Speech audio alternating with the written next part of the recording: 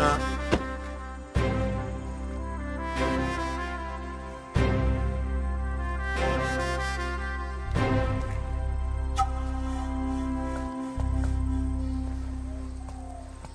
আপনি তো ভুল রাস্তায় ঢুকে পড়েছেন মাস্টারমশাই।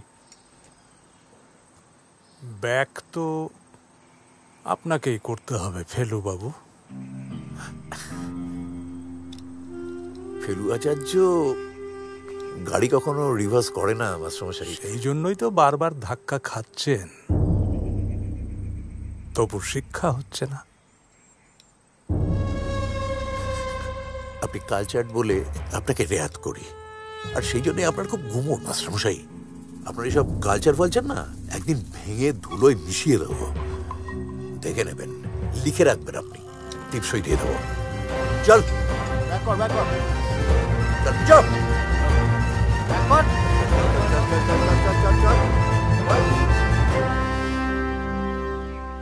দাঁড়িয়েছিস কেন? বলছি চল আমার সাথে। না মেচকা প্লিজ। এই তুই এর মতো কথা বলছিস কেন?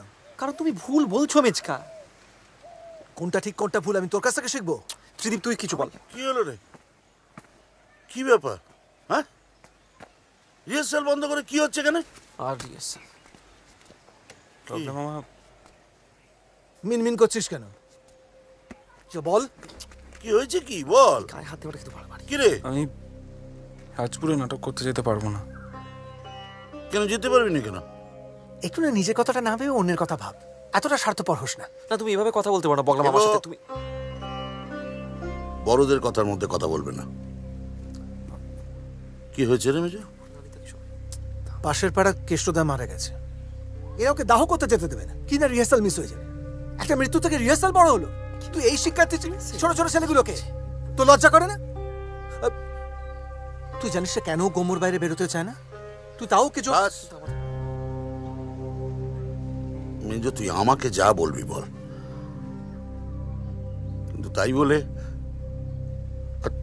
আমার ছেলেদের কষ্টের জায়গাটাকে খুঁচিয়ে আমাকে সাহায্য করার চেষ্টা করিস না, ফল ভালো হবে না। আমি যেটা বলছি শোন,